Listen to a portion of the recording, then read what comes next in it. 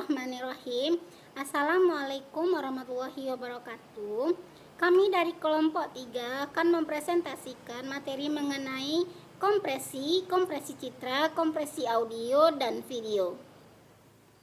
Mata kuliah multimedia fisika oleh dosen pengampu Bapak Yusmaridi MPD. Anggota kelompok 3 yang pertama Rahma Aini, NIM 1814080010, dan saya sendiri Siti Ramadhani, NIM 1814080012. Yang ketiga Fadilah Mutmainah, NIM 1814080021. Yang keempat Rizky Inayah, NIM 1814080022. Kelima Charlie Utami, NIM 1814080026. Yang keenam Riwahyu Karvinas, NIM 1814080033. Dan yang terakhir yang ketujuh Aklara Noviola, NIM 1814080034. Baiklah, langsung saja masuk pada materi yang pertama, yaitu kompresi. Yang pertama, pengertian kompresi. Kompresi adalah sebuah konversi data ke sebuah format yang lebih kecil. Biasanya dilakukan sehingga data dapat tersimpan dan disalurkan lebih efisien. Kompresi berarti memapatkan atau mengecilkan ukuran. Kompresi merupakan cara pengkodean data file agar lebih ringkas dan efisien. Kompresi merupakan proses pengubahan sekumpulan data menjadi suatu bentuk kode untuk menghemat kebutuhan tempat penyimpanan dan waktu untuk transmisi data, yakni dengan mengkode informasi bit yang lain yang lebih rendah daripada representasi data yang tidak terkodekan dengan suatu sistem encoding penyandian tertentu. Contoh kompresi sederhana yang biasa kita lakukan misalnya dengan menyingkat kata-kata yang sering digunakan tetapi sudah memiliki konvensi umum. Misalnya kata yang dengan kata yang menjadi dikompres kata yang dengan YG saja. Keuntungan kompresi dapat teman-teman baca pada makalah. Selanjutnya, kompresi data atau pemapatan data. Dalam bahasa Inggris artinya data compression adalah sebuah cara dalam ilmu komputer untuk memadatkan data sehingga hanya memerlukan ruangan penyimpanan lebih kecil, sehingga lebih efisien dalam menyimpannya atau mempersingkat waktu pertukaran data tersebut. Kompresi data adalah proses pemapatan data menggunakan suatu algoritma tertentu untuk menghasilkan data lebih baik sesuai kebutuhan penyajian informasi. Kompresi data adalah sebuah teknik pada ilmu komputer untuk mengecilkan ukuran data. Banyak orang juga menyebutkan hal ini dengan memapatkan data. Jadi, data ada dimapatkan menjadi lebih kecil dari ukuran sebenarnya dengan tujuan menghemat ruangan penyimpanan. Dan kompresi data dilakukan dengan tujuan memelihara ruang penyimpanan, mengurangi sumber waktu, mengurangi redundansi pada data alami, dan mengurangi proses komputasi. Assalamualaikum warahmatullahi wabarakatuh. Saya Fadilah Mutmainah akan melanjutkan penjelasan tentang jenis-jenis kompresi. Ada dua jenis penempatan data, yaitu pemampatan tanpa kehilangan dan pemampatan kehilangan. Yaitu yang pertama, lossy compression adalah teknik penempatan data dengan mengurangi bahkan menghilangkan jumlah informasi redundans yang tidak relevan terhadap representasi pada suatu data. Ini menyebabkan adanya perubahan data dibandingkan sebelum dilakukan proses kompresi. Nah, adapun kelebihannya, yang pertama ukuran file lebih kecil dibanding lossless, namun masih tetap memenuhi syarat untuk digunakan. Yang kedua, biasanya teknik ini membuang bagian data yang sebenarnya tidak begitu berguna. Nah, yang ketiga, misalnya terdapat pada image asli berukuran 12,249 bytes, kemudian dilakukan kompresi dengan GPX kualitas 30 dan berukuran 1,869 bytes, berarti image tersebut 85% lebih kecil dari ratio kompresi 15%. Yang kedua ada lossless compression.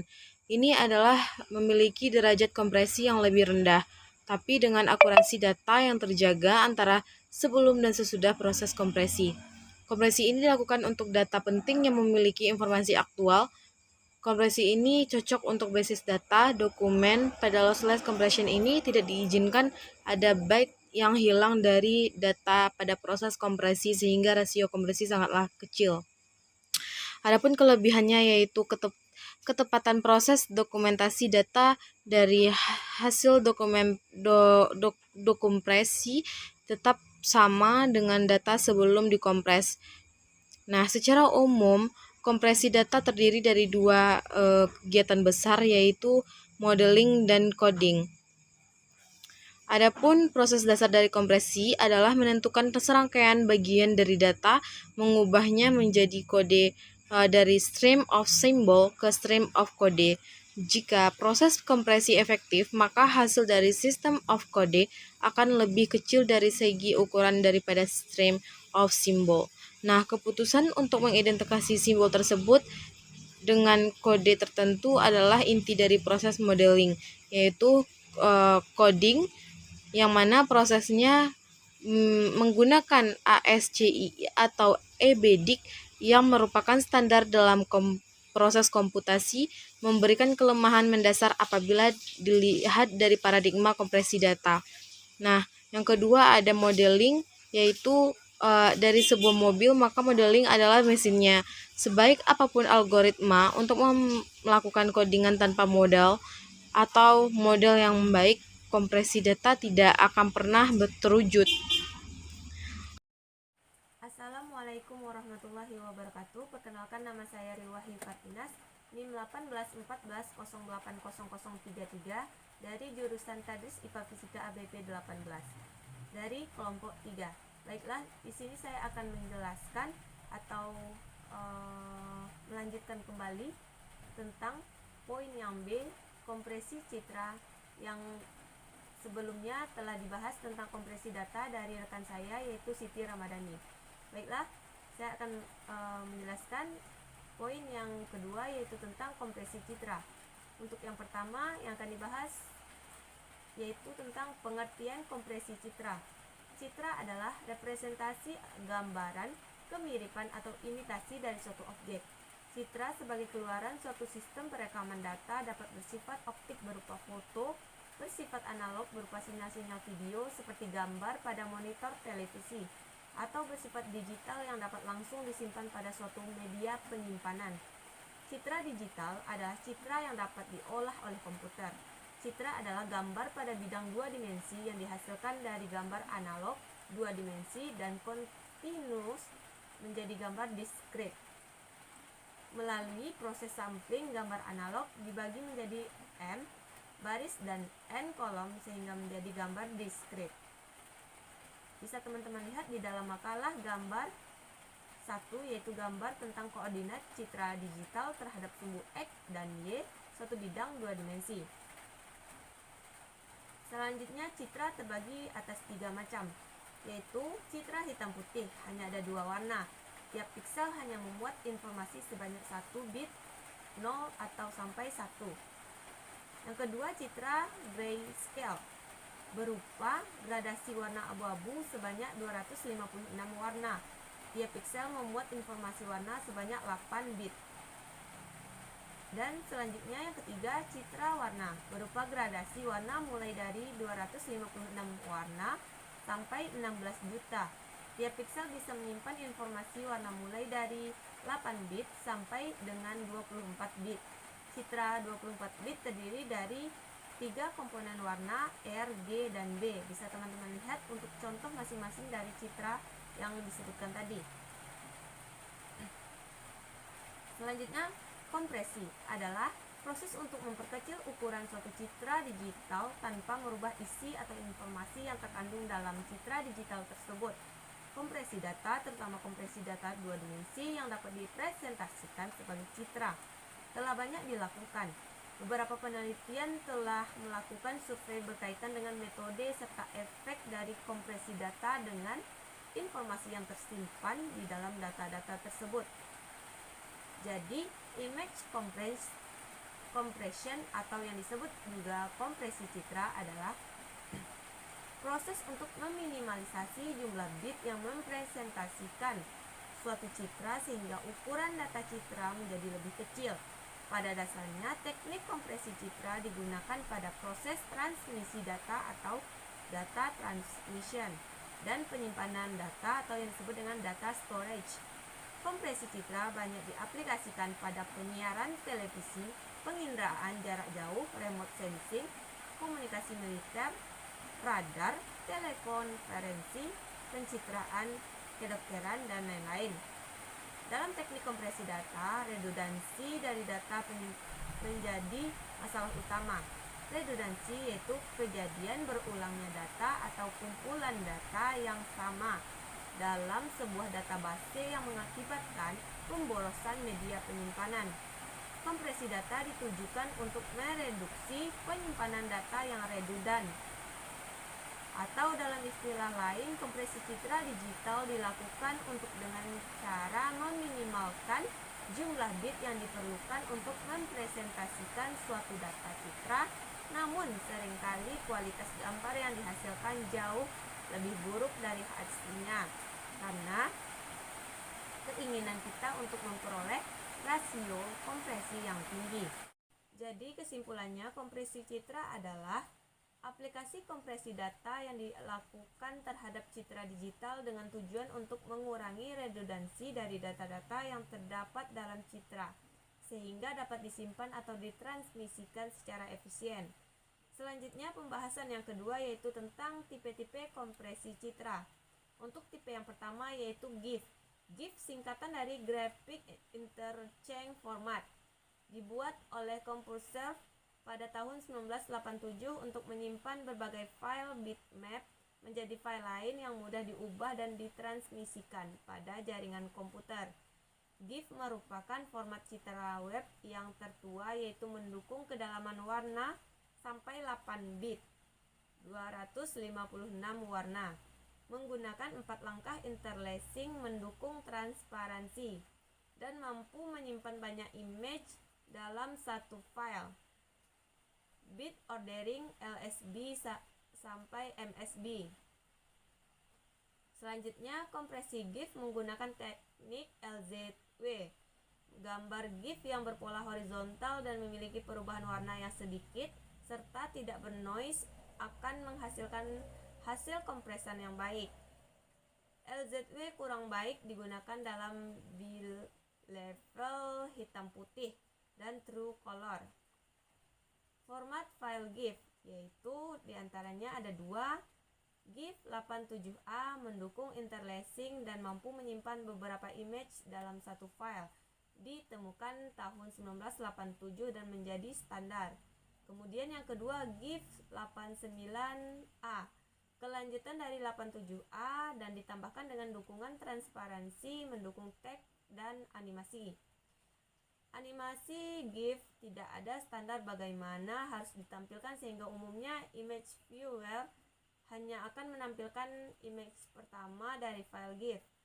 Animasi GIF memiliki informasi berapa kali harus di-loop.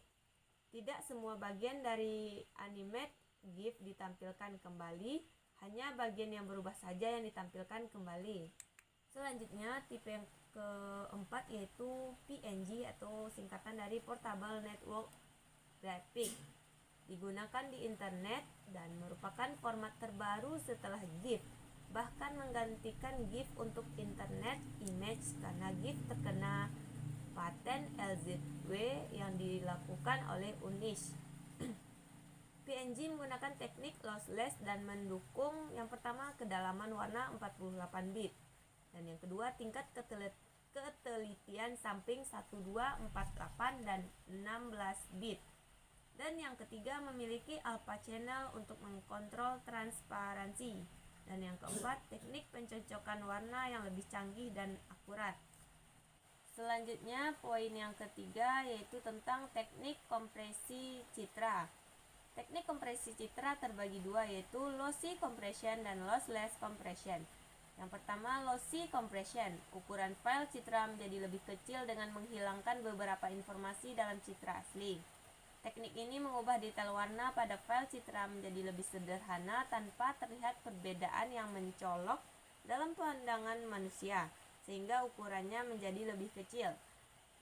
Biasanya digunakan pada citra foto atau image lain yang tidak terlalu memerlukan detail citra, di mana kehilangan bitrate foto tidak berpengaruh pada citra. Beberapa teknik lossy dalam kompresi citra yaitu terbagi atas 3 teknik. Yang pertama color reduction, untuk warna-warna tertentu yang mayoritas di mana informasi warna disimpan dalam color palette. Color reduction ini berisi tentang color depth reduction, yaitu mengurangi kedalaman warna. Yang mana ciri-cirinya biasanya digunakan pada citra warna, kemudian misalnya mereduksi citra dengan color space 24 bit menjadi 16 bit atau 8 bit. Dan yang ketiga menggunakan tabel warna. Tabel warna ditentukan berdasarkan tabel warna yang sudah disepakati atau standar color palettes, web color palettes, dan sebagainya, atau menggunakan segmentasi citra computer vision. Bisa teman-teman lihat untuk contoh palette yang ada di dalam makalah. Dan kemudian yang kedua tentang chroma subsampling, yang mana teknik yang memanfaatkan fakta bahwa mata manusia merasa brightness atau luminance lebih berpengaruh daripada warna chrominance itu sendiri, maka dilakukan pengurangan resolusi warna dengan sampling ulang. Biasanya digunakan pada sinyal UV. Chroma subsampling terdiri dari 3 komponen, Y luminance, U C blue, V red. Bisa teman-teman lihat gambar contoh gambar untuk chroma subsampling di dalam makalah. Dan yang ketiga teknik lossy ini yaitu transform coding menggunakan Fourier transform seperti di CT. Fractal compression adalah suatu metode lossy untuk mengkompresi citra dengan menggunakan kurva fraktal. Sangat cocok untuk citra natural seperti pepohonan, pakis, pegunungan, dan awan.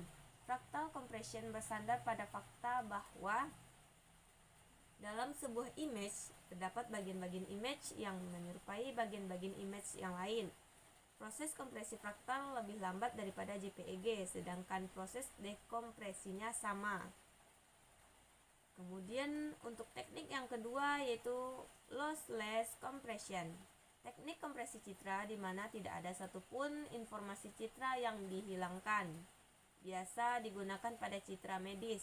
Kemudian metode yang dipakai yaitu metode lossless, run-like encoding, entropy encoding, Huffman arithmetic, dan adaptive dictionary based atau yang disebut dengan LZW. Selanjutnya pembahasan poin yang keempat tentang hal-hal penting dalam kompresi citra, yang mana terdapat 3 istilah dalam kompresi citra ini. Untuk yang pertama, scalability atau progressive coding atau embedded bitstream adalah kualitas dari hasil proses pengkompresian citra karena manipulasi bitstream tanpa adanya dekompresi atau rekompresi. Biasanya dikenal pada lossless codec, contohnya pada saat preview image sementara image tersebut di-download, Semakin baik scalability, makin bagus preview image.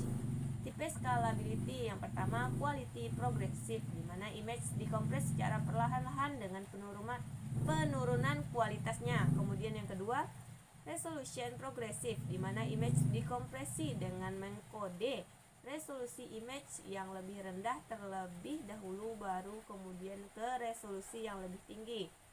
Dan yang ketiga komponen progresif, di mana image yang dikompres berdasarkan komponennya. Pertama mengkode komponen gray baru kemudian komponen warnanya. Selanjutnya istilah yang kedua region of interest coding. Daerah-daerah tertentu di-encode dengan kualitas yang lebih tinggi daripada yang lain. Dan yang ketiga, istilah yang ketiga yaitu meta information. Image yang dikompres juga dapat memiliki meta information seperti statistik warna, tekstur, small preview image, dan author atau copyright information. Sekian dari saya pembahasan untuk poin yang kedua ini tentang kompresi citra ini. Selanjutnya akan dijelaskan oleh rekan saya. Assalamualaikum warahmatullahi wabarakatuh. Baiklah, saya Clara Noviola, NIM 18140800034 akan menjelaskan tentang materi kompresi teks. Nah, kompresi teks ini merupakan proses pengubahan sekumpulan data menjadi suatu bentuk kode untuk menghemat tempat penyimpanan data dan waktu untuk transmisi data tersebut. Contohnya, pada penyingkatan kata-kata yang sering digunakan namun sudah memiliki konvensi umum, seperti kata yang dapat disingkat menjadi YG. Nah, kompresi data teks ini menjadi sangat penting karena memperkecil kebutuhan penyimpanan data, mempercepat pengiriman data, serta memperkecil kebutuhan bandwidth. Kompresi teks menggunakan metode losis karena pada kompresi teks ini jika menghilangkan beberapa karakter akan mengubah dari beberapa arti dari teks tersebut, dari teks aslinya.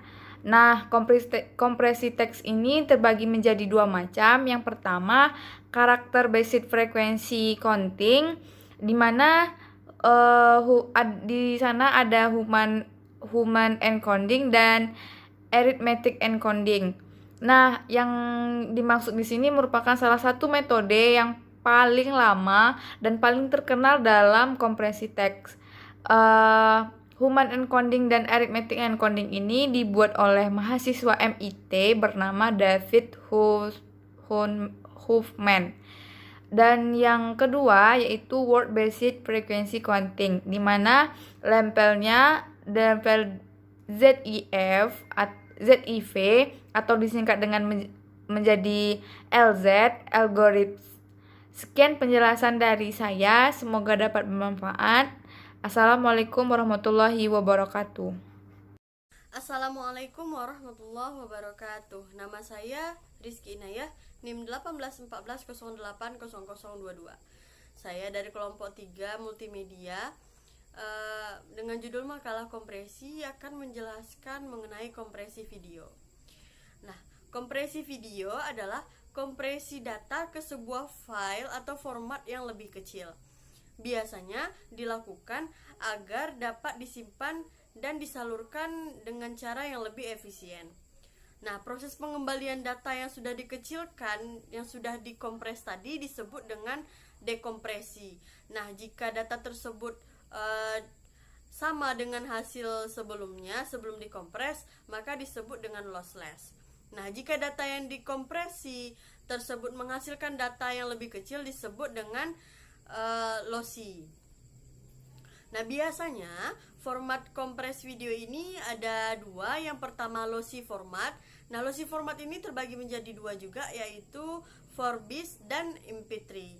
Untuk yang kedua adalah lossless format, yaitu biasanya FLAC atau FLAC. Nah, FLAC ini digunakan oleh pengguna audio engineer atau audiophiles. Video memiliki 3 dimensi. Yang pertama adalah dimensi spasial. Nah, dimensi spasial ini terbagi menjadi 2 juga, yaitu horizontal dan vertikal. Nah, untuk selanjutnya adalah dimensi waktu.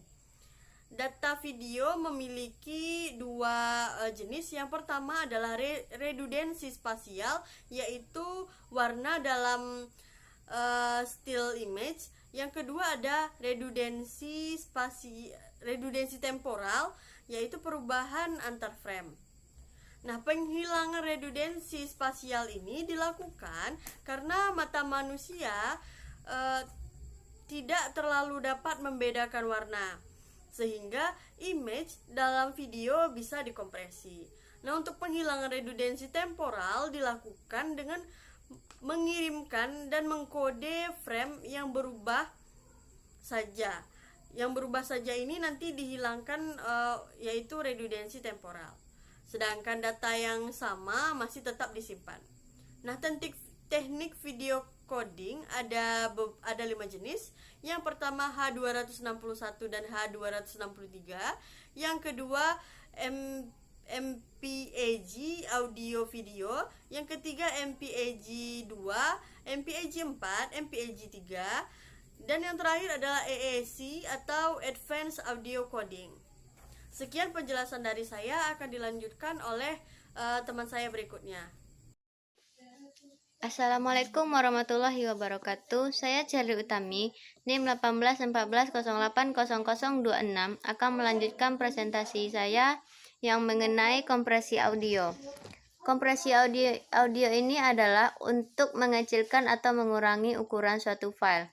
Metode kompresi audio ini ada beberapa. Yang pertama, transformasi. Metode transformasi ini untuk mengkonversikan gelombang bunyi ke dalam sinyal digital agar tetap dapat didengar oleh manusia. Metode waktu. Metode waktu ini digunakan untuk speech atau pidato, di mana LPC akan menguasai sinyal data pada suara manusia, kemudian mengirimkan ke pendengar. Teknik kompresi audio MPEG ini untuk yang pertama MPEG-1 untuk audio dan video. Dan MPEG audio mendukung frekuensi sebesar 32 Hz dan kemampuan bekerja 1 atau 2 kanal dari 4 jenis suara, di mana monofonik, dualfonik, stereo, dan jawin stereo.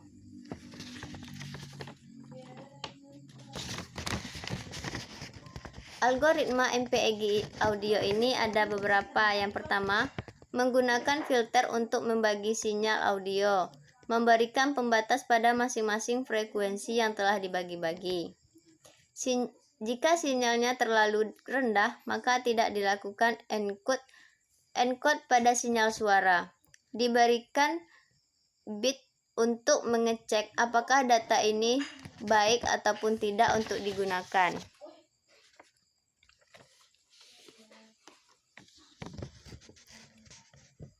Dan kemudian kompresi audio MP3.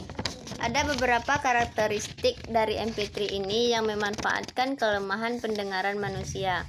Pertama, model psikoakustik. Model ini menggambarkan karakteristik pendengaran manusia.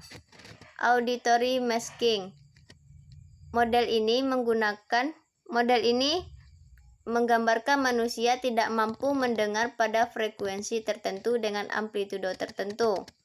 Yang ketiga, critical band, di mana frekuensi tertentu pendengaran manusia akan lebih peka terhadap frekuensi rendah. Jawin stereo. Dengan menggunakan teknik ini, bitrate-nya akan lebih diperkecil atau dipermudah lagi. Dan untuk filter bank, filter ini menampilkan masukan pada frekuensi tertentu. Yang keenam, perceptual model. Yang ketujuh, coding. Coding ini merupakan proses kuantisasi setelah sinyal disampling. Yang terakhir, encoding bitstream. Encoding bitstream ini tempat penyusunan akhir dari bit-bit hasil pengkodean sampling. Nah, itulah pembahasan dari saya. Assalamualaikum warahmatullahi wabarakatuh. Assalamualaikum warahmatullahi wabarakatuh. Saya Rahma Aini, NIM 1814080010, akan melanjutkan materi tentang kompresi audio. Kendala yang terjadi pada saat kompresi audio terletak pada perkembangan sound recording yang tepat dan beraneka ragam. Selain itu juga berupa nilai dan audio sampel berubah dengan cepat. Fokus penggunaan audio kompresi ini yaitu lossless audio code tidak mempunyai masalah dalam kualitas suara. Penggunaannya dapat difokuskan pada pertama, kecepatan kompresi dan kompresi. Kedua, derajat kompresi. Yang ketiga, dukungan hardware dan software. Selanjutnya, lossy audio code. Penggunaannya difokuskan pada yang pertama, kualitas audio, faktor kompresi, kecepatan kompresi dan dekompresi, internet latency dan algoritma atau penting bagi real-time streaming. Yang kelima, dukungan hardware dan software. Ciri-ciri kompresi lossy pada audio. Yang pertama, adaptive differential pulse code modulation. Contohnya CCITT G721,16 atau 32 KB per sekon, di mana adaptive differential pulse code ini melakukan encode dua atau lebih sinyal yang berbeda. Perbedaan kuantitasi pada encode tersebut adalah kehilangan sinyal data suara. Terus, mengadaptasi terhadap kuantitasi terhadap beberapa bit dapat digunakan asalkan isi sinyalnya suara sedikit.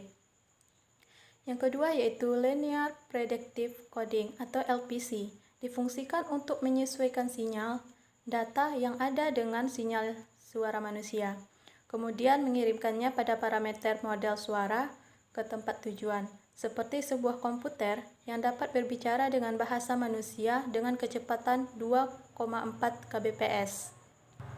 Yang ketiga yaitu Code Excited Linear Predicator atau CLLP. Bekerja mirip seperti LPC, tetapi ada tambahan.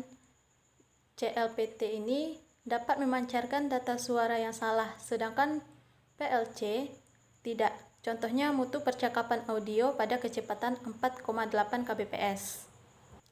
Dan selanjutnya ada fungsi masing-masing dari lapisan kompresi audio, yaitu yang pertama, lapisan pertama.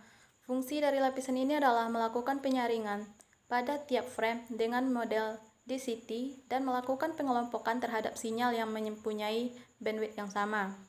Yang lapisan kedua mempunyai 3 frame dalam filter sehingga total pada 3 frame tersebut ada 1152 sampel. Lapisan yang ketiga yaitu membuat critical band yang paling baik untuk frekuensi yang tidak sama dengan menggunakan model psikoakustik yang di dalamnya terdapat efek masking. Di dalam efek masking diambil untuk menghitung nilai stereo redundancy dan juga menggunakan Huffman-Korder. Sekian pembahasan materi tentang kompresi citra, teks, video, dan audio. Kami dari kelompok 3, Rahma Aini, Siti Ramadhani, Fadilah Mutmainah, Rizky Inayah, Sherly Utami, Riwahyu Kartinas, Aklara Noviola, mengucapkan terima kasih yang telah menonton materi ini. Semoga bisa bermanfaat untuk kita semua. Mohon maaf jika ada kata-kata yang tidak tepat pada penempatannya. Mohon maaf sekali lagi. Terima kasih. Assalamualaikum warahmatullahi wabarakatuh.